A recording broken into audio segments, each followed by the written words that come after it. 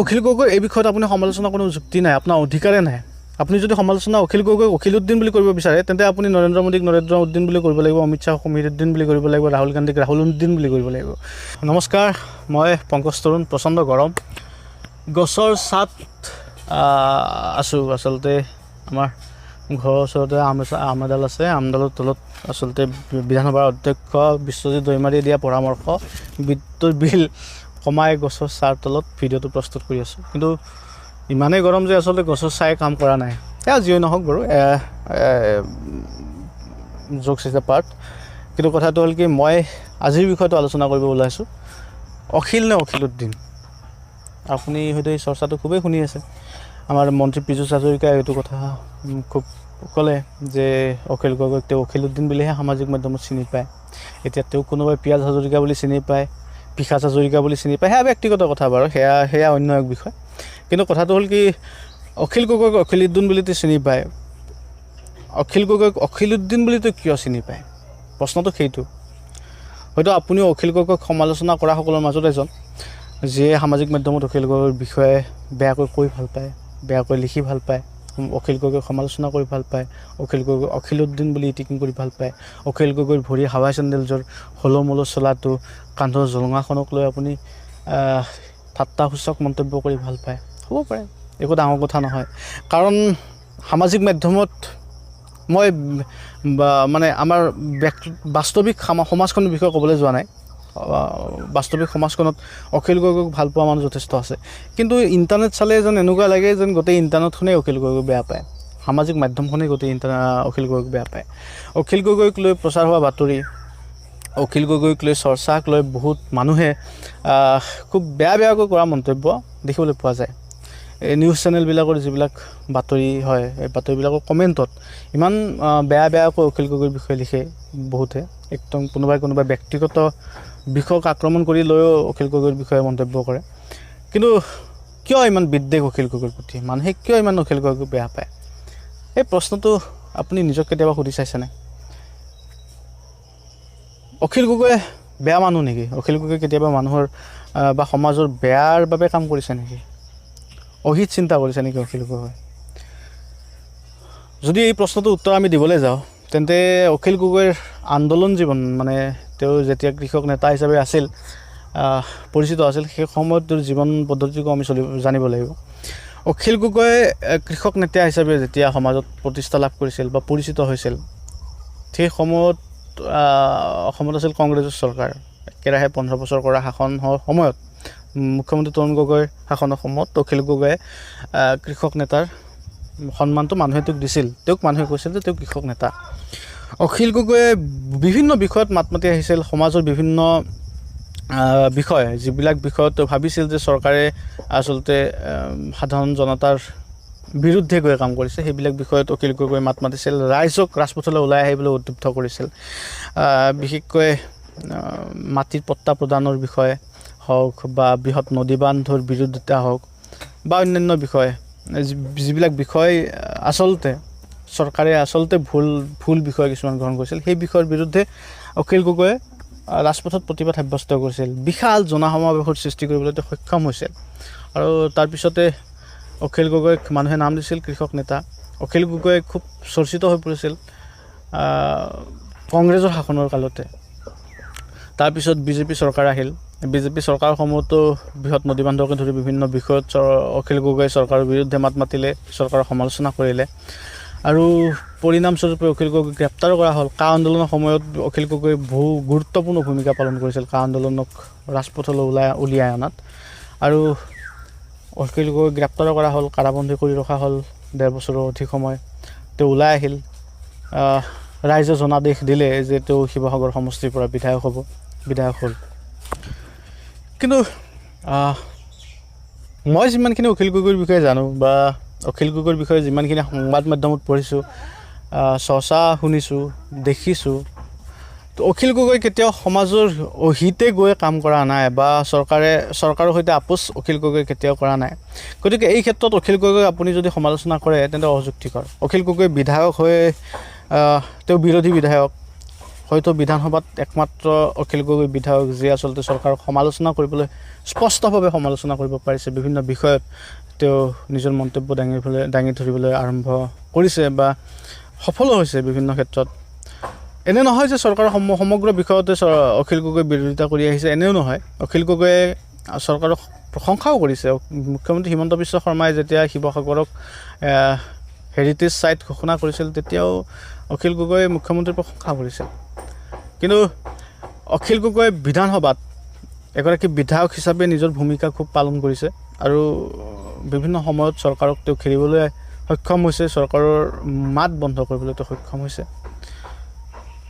তেওঁ চৰকাৰৰ সৈতে আপোচ কৰা নাই হয়তো ব্যক্তিগতভাৱে যদি কৰিছে সেয়া বেলেগ কথা কিন্তু সামাজিক ক্ষেত্ৰখনত বা ৰাজহুৱাভাৱে এইটো কথা ঠিক যে অখিল গগৈয়ে চৰকাৰৰ সৈতে কোনো ধৰণৰ আপোচ কৰা নাই পূৰ্বেও কৰা নাছিল বৰ্তমানো কৰা নাই গতিকে অখিল গগৈয়ে যিবিলাক বিষয়ক লৈ আপোনাৰ মাত মাতি আহিছে সেই বিষয়সমূহ আপুনি অযুক্তিকৰ বুলি ক'বলৈ হয়তো আপোনাৰো অকণমান অসুবিধা হ'ব শেহতীয়াকৈ এইটো কথা ক'ব পাৰি যে উচ্চতৰ মাধ্যমিক পৰীক্ষাৰ ফলাফল ঘোষণা কৰা হ'ল উচ্চতৰ মাধ্যমিক পৰীক্ষাৰ ফলাফল ৰাতি 2:06 মুখ্যমন্ত্ৰী হিমন্ত বিশ্ব শৰ্মাই ঘোষণা কৰিলে মানে টুইটাৰ যোগে জনালে যে উচ্চতৰ মাধ্যমিক পৰীক্ষাৰ ফলাফল ঘোষণা কৰা হ'ব ৰাতি 2:06 আৰু পিছদিনা পুৱা মানে অলমোষ্ট 4 ঘণ্টা পিছত শিক্ষামন্ত্ৰী ডক্টৰ ৰণোজ পেগুৱে টুইট কৰিলে যে উচ্চতৰ মাধ্যমিক পৰীক্ষাৰ ফলাফল ঘোষণা কৰা হ'ব এতিয়া শিক্ষামন্ত্ৰী কোন প্ৰশ্নটো সেইটো সো অখিল গগৈয়ে সেই প্ৰশ্নটো উত্থাপন এইকাৰণে কৰিছিল সামাজিক মাধ্যমত এটা পোষ্ট কৰিছিল ফেচবুকত এটা পোষ্ট কৰিছিল যিটো পোষ্টত তেওঁ কৈছিল যে এতিয়া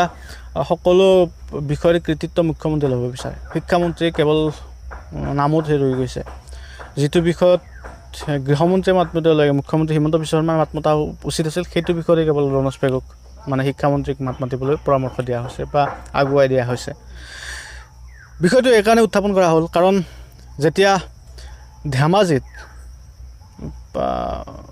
যেতিয়া অৰুণাচলী দুৰ্বৃত্তৰ আক্ৰমণত যেতিয়া দুগৰাকী অসমীয়া মৃত্যু ঘটিল সেই সময়ত শিক্ষামন্ত্ৰী ৰণোজ পেগুৱে টুইট কৰি কিনে সমবেদনা প্ৰকাশ কৰিলে সহমৰ্মিতা দুখ ব্যক্ত কৰিলে আৰু দোষীক শাস্তি দিয়াৰ কথা উল্লেখ কৰিলে শিক্ষামন্ত্ৰী ৰণোজ পেগুৱে কিন্তু এই বিষয়ত মন্তব্য দিয়াৰ দায়িত্ব আছিল গৃহমন্ত্ৰী দায়িত্বটো থকা আমাৰ মুখ্যমন্ত্ৰী হিমন্ত বিশ্ব শৰ্মাৰ মুখ্যমন্ত্ৰী হিচাপে তেওঁ যি দায়িত্ব দিব লগা আছিল সেয়া নিদিলে পৰৱৰ্তী সময়ত যেনিবা তেওঁ ক'লে যে এয়া একাংশই মাটি লোভত কৰা কাম এয়া কোনো ৰাজ্যই আক্ৰমণ কৰা বিষয় নহয় এয়া একাংশই মাটি লোভত কৰা কাম বুলি তো এটা তৰল মন্তব্য কৰি নিজৰ দায়িত্বৰ পৰা দায় সাৰিলে কিন্তু বিষয়টো যিটো বিষয়ত মুখ্যমন্ত্ৰী হিমন্ত বিশ্ব শৰ্মাই প্ৰথমে মাত মাতিব লাগিছিল সেই বিষয়টোত মাত মাতিলে শিক্ষামন্ত্ৰী ৰণোজ পেগুৱে যিটো বিষয়ত শিক্ষামন্ত্ৰী ৰণোজ পেগুৱে প্ৰথমে মাত মাতিব লাগিছিল মানে উচ্চতৰ মাধ্যমিক পৰীক্ষাৰ ফলাফল ঘোষণাৰ বিষয়ত আৰু সেইটো বিষয়ে জনালে নিশা টুইট কৰি মুখ্যমন্ত্ৰী হিমন্ত বিশ্ব শৰ্মাই তো প্ৰশ্নটো অপ্ৰাসংগিক নহয় যিটো প্ৰশ্ন অখিল গগৈ উত্থাপন কৰিছে যে আচলতে শিক্ষামন্ত্ৰীক কেৱল পুতলা কৰিহে ৰাখিছে এই প্ৰশ্নটো অপ্ৰাসংগিক নহয় এই প্ৰশ্নটো যদি অখিল গগৈ উত্থাপন কৰে তেন্তে আপুনি অখিল গগৈক সমালোচনাৰ বা অখিল গগৈক তাতে ভুল ধৰাৰ কি যুক্তি অখিল গগৈ পাগল শিক্ষা দিয়াৰ আপুনি কি যুক্তি অখিল গগৈতো ভুল প্ৰশ্ন কৰা নাই কিন্তু আপুনি এইকাৰণে অখিল গগৈক সেই প্ৰশ্নটো উত্থাপন কৰাৰ পিছতো আপুনি এইকাৰণে অখিল গগৈক আপুনি সমালোচনা কৰিব পাৰিছে কাৰণ আপোনাৰ মন মগজু ইমান বিষাক্ত হৈ পৰিছে আপুনি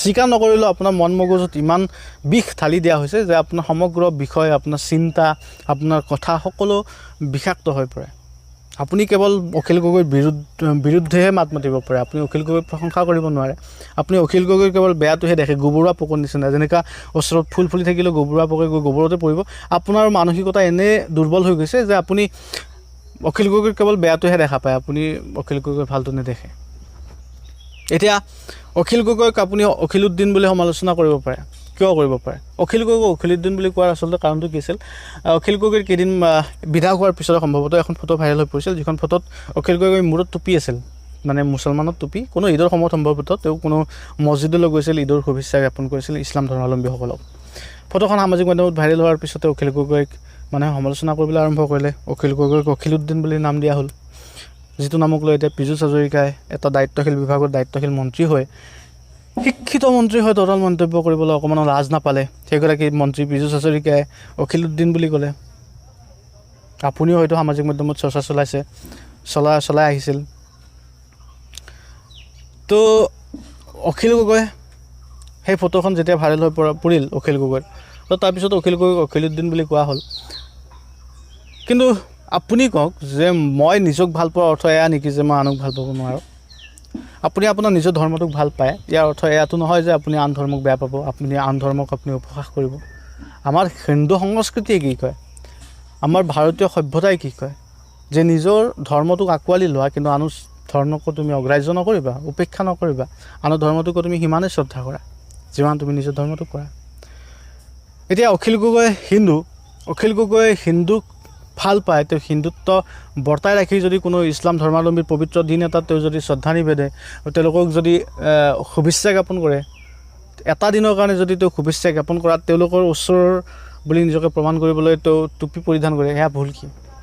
মুখ্যমন্ত্ৰী হিমন্ত বিশ্ব শৰ্মাওতো মুছলমানৰ লগত থিয় হয়, প্ৰধানমন্ত্ৰী নৰেন্দ্ৰ মোদীয়েওতো ইছলাম ধৰ্মাৱলম্বী লোকৰ ধৰ্মগুৰুসকলৰ লগত দোৱা মাগি থকা ফটো সামাজিক মাধ্যমত ভাইৰেল হৈছে, আপুনি বিচাৰিলে পাব।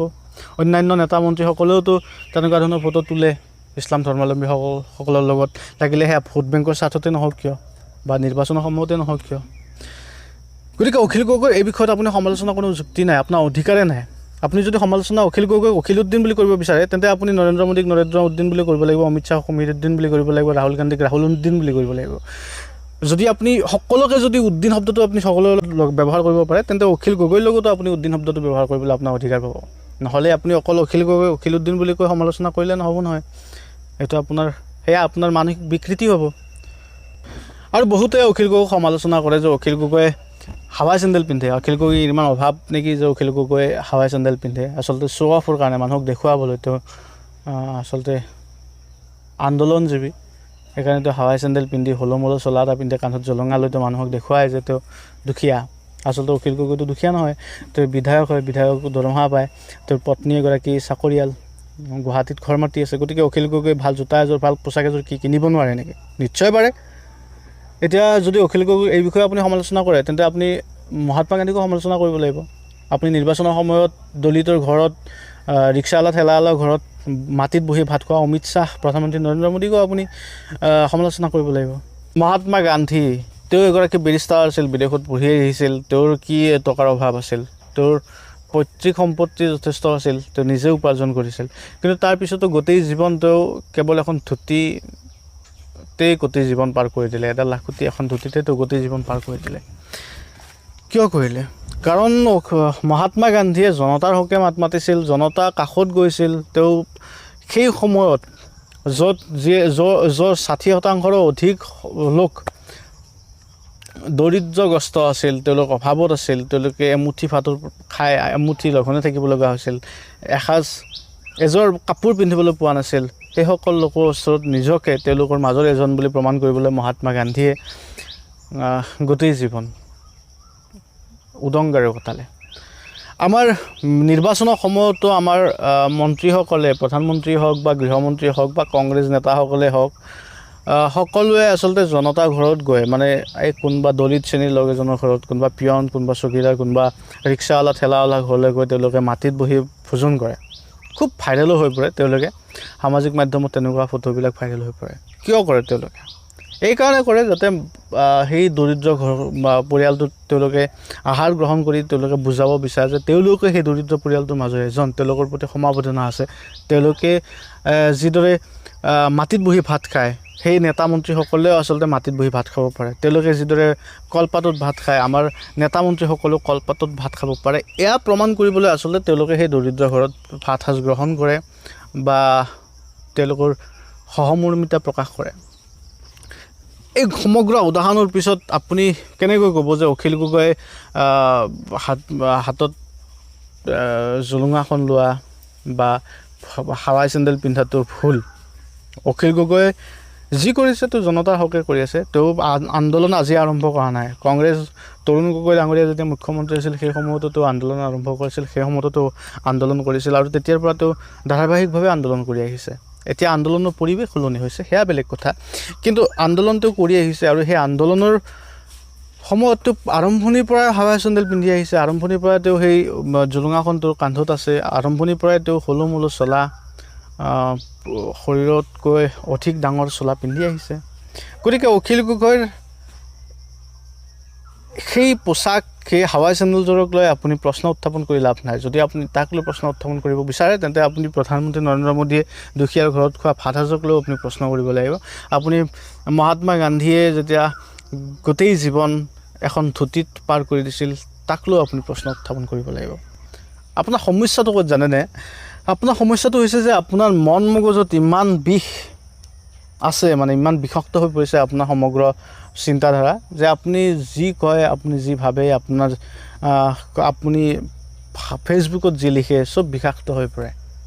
আপোনাক সেই ধৰণে প্ৰস্তুত কৰা হৈছে, এটা নিৰ্দিষ্ট প্ৰপগেণ্ডাৰ ভিতৰত আপোনাক আবদ্ধ কৰি এটা বিশেষ উদ্দেশ্যৰ বাবে আপোনাক প্ৰস্তুত কৰি তোলা হৈছে, যাতে আপুনি কাৰোবাক সমালোচনা কৰি, বিৰোধীক সমালোচনা কৰি আনটো দলক আপুনি আগবঢ়াই নিব পাৰে। আমাৰ মন মগজু ইমান বিষাক্ত কৰি পেলোৱা হৈছে যে আমি মানুহক আজিকালি বেয়াকৈ ক'বলৈ আমি অকণমানো কুণ্ঠাবোধ নকৰোঁ। মানুহক সমালোচনা কৰিবলৈ আমাৰ কোনো বিবেক নাই। আমি বিবেকৰ জৰিয়তে আমি মানুহক সমালোচনা নকৰোঁ। আমাক কোনোবাই দিয়া এটা প্ৰপগেণ্ডা, এটা ধাৰণাক আমি নিজৰ কৰি লৈ সেইদৰে আমি মানুহৰ মাজত নিজকে প্ৰতিষ্ঠা কৰিব বিচাৰিছোঁ। নিজক আমি সেইদৰে মানুহৰ মাজত তুলি ধৰি আনক সমালোচনা কৰিবলৈ আৰম্ভ কৰিছোঁ। এনে বিদ্বেষ, এনে ভয়াৱহতা এদিন আমাৰ নিজৰ ক্ষতি কৰিব, আপোনাৰ নিজৰ ক্ষতি কৰিব, বাকী কাৰো একো ক্ষতি নহয়। মুখ্যমন্ত্ৰী হিমন্ত বিশ্ব শৰ্মা, পীযুষ হাজৰিকাৰ একো ক্ষতি নাই। তেওঁলোকে আজি বিজেপিত আছে, কাইলৈ যদি বিজেপি চৰকাৰ পতন হয় তেওঁলোকে কংগ্ৰেছত যাব, নহ'লে আন কোনোবা দলত যাব। সেইটো তেওঁলোকৰ স্বভাৱ। তেওঁলোকে ক্ষমতাকেন্দ্ৰিক ৰাজনীতি কৰে, ক্ষমতাৰ লোভত তেওঁলোকে যিকোনো কৰিব পাৰে। খুব বিৰোধী আপুনি লিখি ৰাখক, বিৰোধীৰ আসনত বেছি বহিব নোৱাৰে মুখ্যমন্ত্ৰী হিমন্ত বিশ্ব শৰ্মা বা পীযুষ হাজৰিকাই। হয়তো তেওঁলোকে ৰাজনৈতিক জীৱন ত্যাগ কৰিব, নহ'লে তেওঁলোকে অন্য দললৈ ঢাপলি মাৰিব। এইটো তেওঁলোকৰ স্বভাৱ। কিন্তু আপোনাৰ মোৰ যি নিচিনা মানুহ, আমি যে সদায় থাকিব লাগিব, যিসকলে আমি সদায় আমাৰ ধাৰণাক আমি আমাৰ বিচাৰধাৰাক, চিন্তাধাৰাক যে সদায় আঁকোৱালি ল'ব লাগিব। সেই চিন্তাধাৰা, বিচাৰধাৰা যেতিয়া সহজ হ'ব, সেই বিচাৰধাৰা, চিন্তাধাৰা যেতিয়া যোগাত্মক হ'ব, পজিটিভ হ'ব, তেতিয়া আমাৰ গোটেই জীৱনটো ভাল হ'ব। নহ'লে আজি আপুনি অখিল গগৈক সমালোচনা কৰিছে, যদি কাইলৈ অখিল গগৈ ক্ষমতালৈ আহে তেতিয়া আপুনি আকৌ আন কোনোবাক সমালোচনা কৰিবলৈ উঠি পৰি লাগিব, কাৰোবাৰ খুঁত উলিয়াবলৈ আৰম্ভ কৰিব। চ' তেনেকৈ আপোনাৰ জীৱন চলি থাকিব। এটা প্ৰপগেণ্ডা, এটা চক্ৰান্তৰ বলি হৈ আপুনি আপোনাৰ বিবেকক হত্যা কৰি আপুনি তেনেধৰণে আলোচনা কৰিয়ে থাকিব, সমালোচনা কৰিয়ে থাকিব। গতিকে সেয়া নহওক, আপুনি মানুহ হৈ জীয়াই থাকক, মানুহৰ নিচিনা সমালোচনা কৰক। আপোনাৰ যদি মগজ আছে সেই মগজটো ব্যৱহাৰ কৰক, সমালোচনা কৰিবলৈ, কাৰোবাৰ বিষয়ে বেয়াকৈ ক'বলৈ, উপহাস কৰিবলৈ মগজটো ব্যৱহাৰ কৰক। আৰু যদি নোৱাৰে তেন্তে আপোনাৰ মৰ্জি, আপুনি যেনেকৈ চলি থাকক, মোৰ কি আহে যায়।